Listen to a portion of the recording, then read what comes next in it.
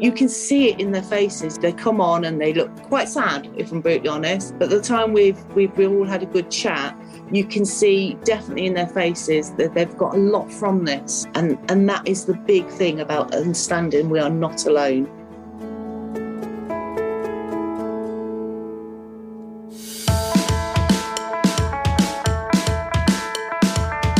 Hello and welcome back to Myelopathy Matters, the official podcast of the charity Myelopathy.org. Where we talk all things degenerative cervical myelopathy from the perspective of the professionals, the researchers and the people living with myelopathy. I'm Iwan Sadler, person with DCM and a founder of Myelopathy.org. And I'm Ben Davies, neurosurgeon scientist and also founder of Myelopathy.org. This is Myelopathy Matters.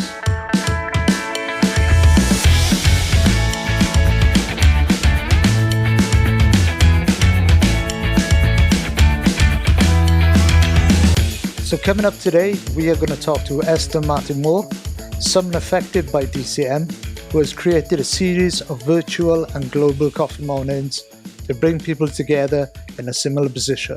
It's a fantastic initiative, really spreading its wings. I actually had a person in clinic only a few weeks ago, and I started to break the news that, this is DCM, needs surgery, etc. And she basically said to me, don't worry, Esther has already brought me up to speed. And I was like, who's Esther? That's awesome. Let's find out, shall we?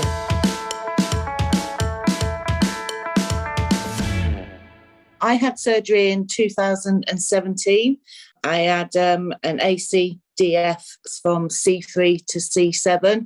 Before the surgery, I had what I call mild to moderate symptoms of it. But when I had the surgery, unfortunately, I woke up and my condition was, let's say, worse than what it was before the operation. I've had a very long journey with it since 2017. So how did you become aware of Myelopathy.org, the organisation? Well, I didn't even know the name of this condition until after surgery, when I went back on my post-op. And to be honest, there was just I was told, you've got myelopathy, and basically we'll send you to the pain management clinic and they'll be able to help you there. And that was the end of the appointment. So there's no leaflets out there that they can give you so you can read when you go home, or there's no direction of how someone can help you and support you like there is with a lot of lifetime conditions. So we had to come home.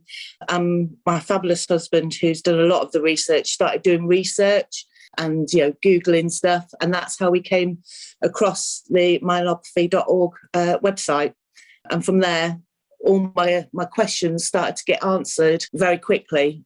I've just noticed that you've had the same levels done as me as well.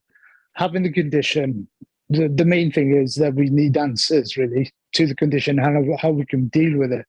I mean, it took us a good couple of weeks to find anything because we didn't really know what to research to get the answers. But like I say, as soon as we found it, that's when the stress of the actual condition relieved a bit, because we started to understand a little bit more and more about the condition and what the future holds for us. Really fascinating to hear all that, Esther. Can I ask a question? Why was it you think that in hindsight you started to look for the information after the surgery? Well, my surgery was very quick.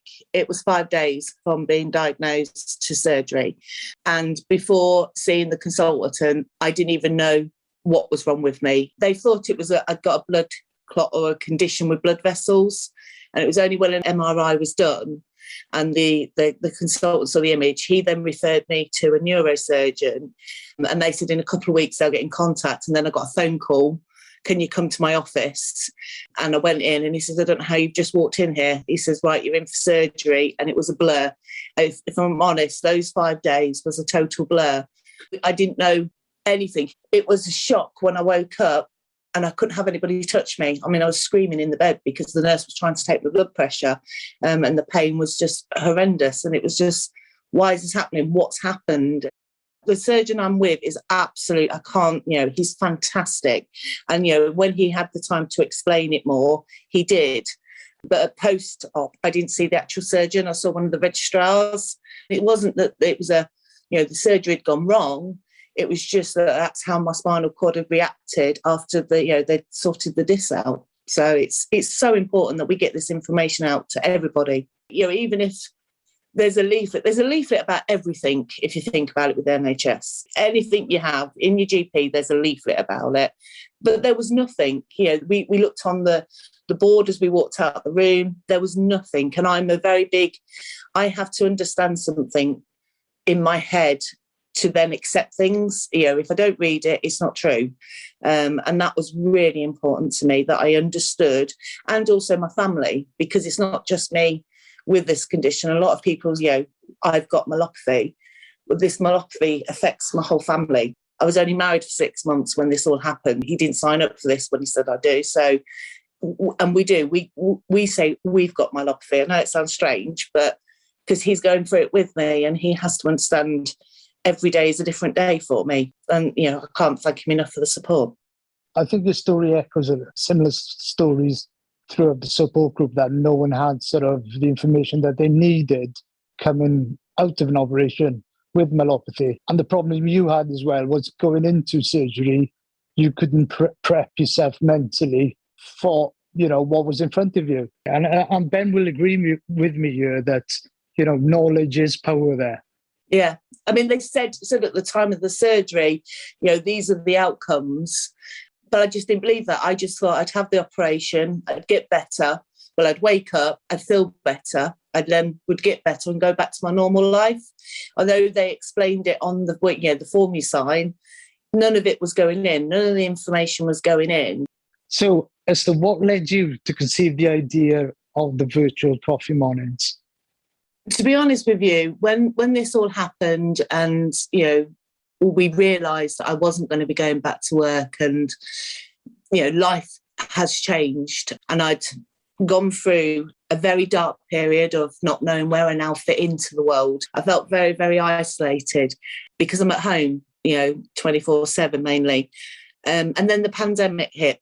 And this is going to sound a bit strange, but then everybody came into my world. Everybody was told to stay at home. Everybody was told you can only go out for a short period. And I enjoyed it because all of a sudden, people were now living in my world. We were doing video calls. We were doing quizzes. We have got a family group, which the family one still goes. But as the restrictions got lifted, I felt like my world was closing again, and I was going back to being isolated. And I said to my husband, I can't be the only one out there feeling like this. And although talking to friends is fantastic and family, they don't actually understand what I'm going through. And it'd be fantastic to talk to people, because typing is not very good for me. My fingers hurt so much on a keyboard. And that's why I didn't interact quite a bit with the group on Facebook to start off with. And I just thought, surely there must be others out there that feel the same as me, that just want just an hour or so to know they're not on their own. And, if they've got something they want to talk about, then they can come on and talk to people that actually understand. And that's where it come about. So you and Esther came to you with this idea, and I guess a lot of these difficulties that Esther was describing would resonate with the exact reasons you formed the support group. What did you think about the idea of having some virtual coffee mornings? I hadn't actually thought of it in the beginning, and it was something that Facebook had been running for a few months, but we hadn't really looked into it. And when Esther reached out to me, I thought, do you know what? She could be onto something here, something that would be a different sort of vibe than we get in the support group itself. Esther mentioned there that a lot of people find typing quite difficult. So this is something that people with myelopathy would find much easier to do. And I think that is sort of part of the success there. So for people who aren't aware, because most of the group operates through that normal Facebook board, is that right? So it's comments and interactions on posts and that kind of thing, is that right? Yeah. But with the rooms that are set up, this is all, this is like a Zoom meeting. So when I popped into the first one, there was a totally different vibe in there as well, which, you don't really get in the support group, because, you don't get any emotions out of someone writing something in a post. You don't know how to take the person. Is the person being serious? I was pleasantly surprised when I went in and sat down and just, listen to everybody sort of discuss everything in the room as well. Having spoken to you and Esther, what were the next steps? How did you get this off the ground? To be honest, it was like a whirlwind with him. I'd said it and he was like, yeah, let's do it, which I was quite shocked. I thought it'd take ages. But it was quite simple, wasn't it? We just looked at doing the rooms through the support group. And I think then the first one was a week later that we decided to go live with it. And it was just a trial. He said, let's try, a trial one and see. And it was a success. And I mean, I got loads out of it just to see human beings on a screen. Every word I was saying, they understood it. It is such a lift for everybody. I've got a couple that even private message me now. And on the first one, they were like, I'm so glad for this coffee break. It's just brilliant. They only last an hour because I know, people like ourselves, we get tired very quickly. So they last an hour and we talk about everything. And I do mean everything. But we also have a laugh and a giggle and we make people, enjoy themselves and not feel guilty about enjoying themselves, because that's something that does happen when you've got a condition. It's like, oh, I'm not meant to laugh and I'm not meant to smile. But yeah, we have a good time on it, definitely. And is there a structure or a format? There's a very small structure because I don't know who's coming on. So we can have people pop on and off. I tend to, before the coffee break, think of things that have popped into my mind that week and what question I might have. Like last week, I'm considering going off a walker and going on to walking sticks. So we had a massive conversation about what sticks are, the best ones for each other. And, and you can get the advice like you can from the support group, but it's there straight away. And that's the beauty of the coffee break. We don't know what we're going to talk about. We talk about one thing and we end up talking about something completely different. It's a different environment, which makes people feel safe that they can ask questions, because there are some delicate topics that we talk about, and it's just everyone's opinion. There's no medical advice given. We don't say, we don't talk about medication or anything like that. We talk about aids, what people have been doing that week, and and if someone says, I've been gardening, we talk about how have they done that, what have they been using. It's like talking to your friends, but with your friends that actually understand what you're going through. Is there sort of a regular group of people coming together now, or how do you welcome sort of new members or new people? I mean, there are regulars, which we absolutely love, because they can help out, because I sort of know them a little bit more. I can then lean on them a little bit to ask, when someone's asking a question. When someone new comes on, we always ask, tell us a bit about them, so we know where they are, and if they've got anything they want to ask. And that's where it tends to then, go off in a different direction because they've got worries. The other week we had somebody on that was going in for surgery in a week's time. She was saying, what do I need to do? What do I need to prepare? So we all gave a bit of advice of what was good for us. And I think that's the best bit about this support group and the coffee mornings, is that you've got everybody all on different bits of the path. So everyone can help everyone. And if we've made a mistake or not done something right, and we can pass that on to somebody who's not even at that stage, it helps them, and helping each other is what it's all about. And does that help you? Do you get a sort of positive feedback from that? Mental state is very, very important. We might have a physical condition, but mental state is key. And to keep me positive, I take loads from it. I'm always messaging you in afterwards saying, God, that was a good one, or God, I've learned so much, because I'm still learning. I was listening to your podcast that you did the other month, and I've learned something new. So all these tools to get the information out there, I think is absolutely brilliant. But one of the good things is you're seeing a face, and like Ewan says, the emotion. When someone asks a question and you go, yeah, that's happened to me, you can see it on their faces, the relief. And they're going to come off and think, I'm okay. Yeah, I'm not going mad, or, it just gives that support, and especially for the mental state, it's so key, so key. It sounds incredibly powerful. I mean, what has been the reception? Because I understand now you're not just one coffee morning a week, you're multiple time zones. We are. So we do 3 a month. I'll be dead honest, if I did any more, I think I'd get too tired, because I have to go for a sleep afterwards, because they're so much fun. they exhaust me. So we do 3 a month. We always do it on a Thursday, and then we do different times. So we do 11 one week, 11 in the morning one week, 2 o'clock the week after, and then 6 o'clock. And the reason we've done that is because we've got people in the group that are all around the world.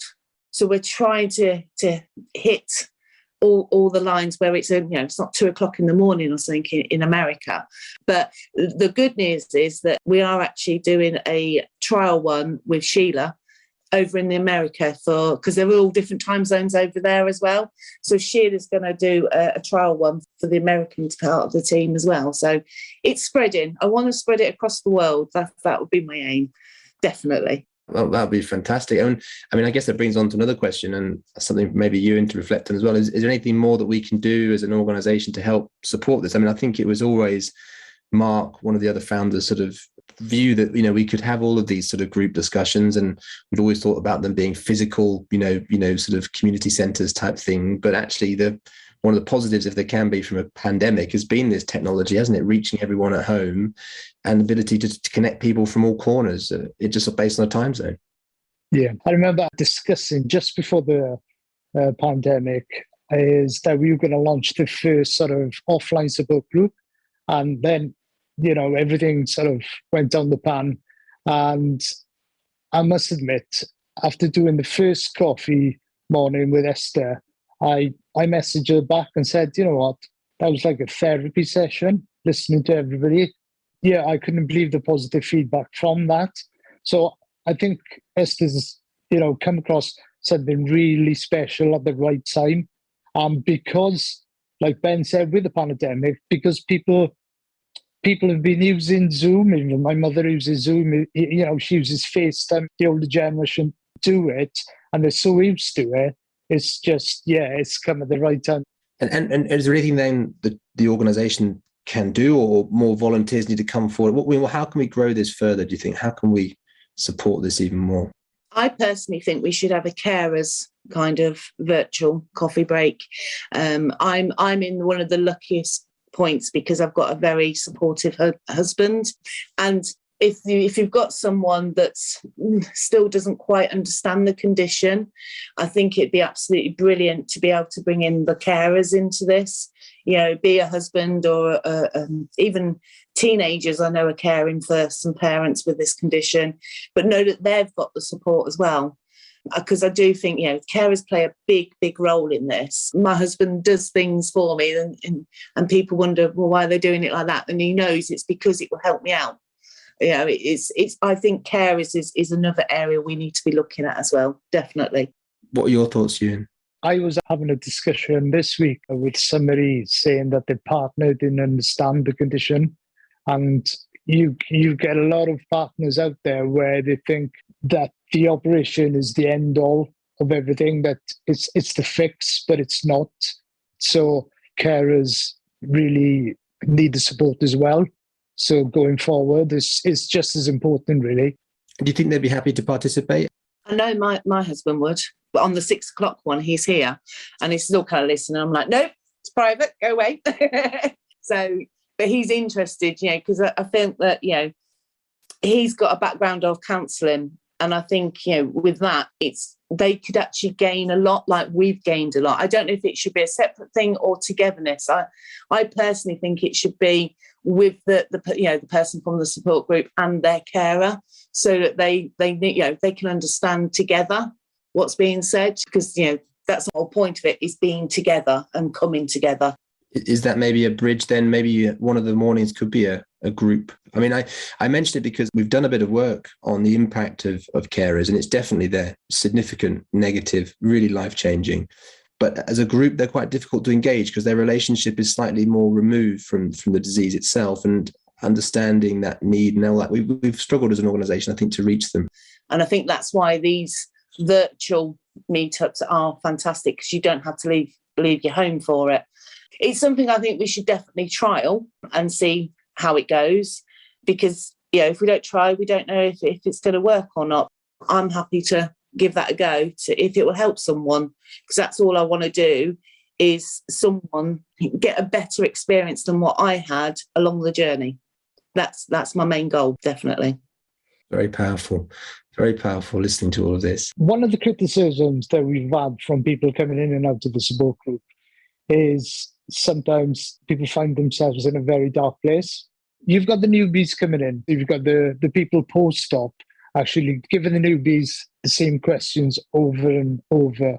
So it does get a bit monotonous for the people who are long-term post-op, to be in the group.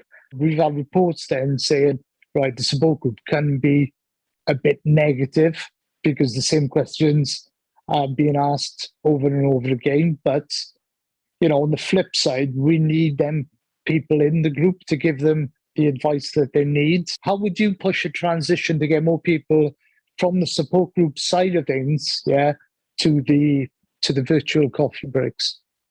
Yes, we have a lot of members that are all different stages of the journey, and I've been on this journey for a fair few years, but I get a lot of pleasure and a confidence boost when somebody new comes onto the coffee mornings. And I know a couple of the regulars do too. You can actually see it in their faces, which is something you can't do when you're typing away. And we can help them realise, although the life is different, you can still have a life. And it's also accepting the life that it's going to be. It's a bit like the grieving process. And I know me and Ewan talked about this quite a bit. But unless you understand how to grieve what your life was like before, you won't be able to go forward and start enjoying life. Things that I used to enjoy is completely different to what I enjoy now. But you can see it in their faces. It's so uplifting when you see that they come on and they look quite sad, if I'm brutally honest. But the time we've all had a good chat, you can see definitely in their faces that they've got a lot from this, and that hopefully we can hold their hand on the journey to grieve the past and then accept the future. And I think it helps because we do have a laugh and a giggle. One of the guys last week had me in tears with laughter. We don't do negative. That's one thing that we won't do on the coffee breaks. It's not who's got the best symptoms or anything like that. It's there to be positive and to give you that lift for the day. And I think it's working. How do you think you capture that? That's such a difficult thing, isn't it? I think because I've gone through grieving counselling, I had some real dark days, and I'm honest about it. I was at the point where I wanted to end my life because I thought, well, what do I do now? And I think because I've been through that and I've gone through the grieving counselling, I know how to listen and I know how to understand what they're going through because you've been through it. And it's not just me, there's many others on there. And sharing experiences, I think it's just key because then they know we are not alone. And that is the big thing about understanding we are not alone. And like I say, just accepting life and hearing us a little bit further on that we are doing little bits. It can help them understand that, it's not over. Life's not over. It's just about to start, but different. As I always say, it's about to start, but it's different. Yeah, I must admit, when I went into the coffee mornings, there's no better feeling than to help someone and someone say thank you. And I could see everybody's face on the phone and everything. And I could see someone asking a question, and then somebody else had the answer for that question, and that smile coming on that person's face just because they'd helped someone else in the room as well. It's hard to capture that, and I'm hoping that people can see by spreading the word. But the positivity that comes out of these coffee mornings, where people are actually sharing it in the support group, hopefully people can jump on board and think, right, I'm going to give it a go. And I'm sure that if they give it a go just the once, they'll be coming back for more, really, because, like I said, it's like a therapy session up there. It's brilliant. I think what you've got is something really special here. I do as well. Incredible. And I think what people can forget with these sorts of things is that all of these initiatives come down to individuals. And, Ewan's decision to make a support group and yours to make coffee morning. And yes, people come with them and they can grow them with them, but it's those individual steps that really go sometimes unnoticed, and they are fundamentally the foundations of all of these things. So it's tremendously powerful, and I'm delighted that something like this is happening.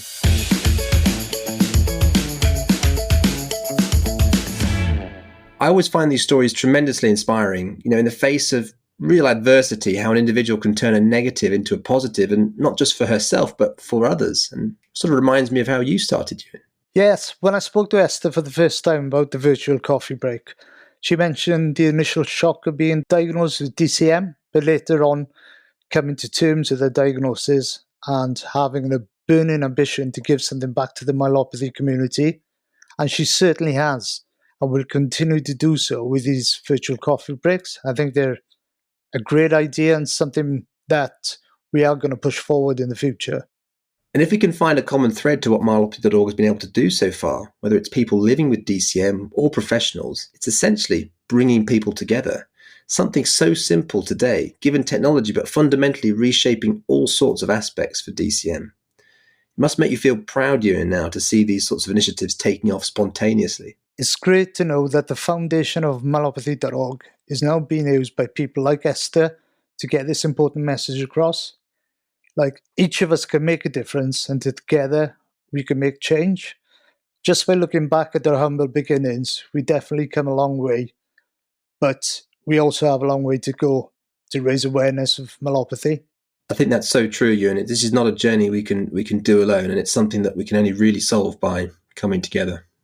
So what's up next month? Well, we're talking to Professor Konstantinos Margetis, a spine surgeon from New York, as well as Dr. Karl Zipser, neurologist from Balgris, Switzerland, on our initiative to create the first diagnostic criteria for degenerative cervical myelopathy.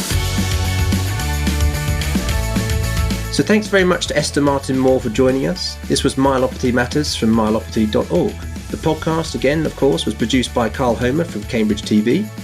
To keep up to date with the latest in the field of degenerative cervical myelopathy, why not subscribe on your favourite podcast app, where you'll also find all of our previous episodes.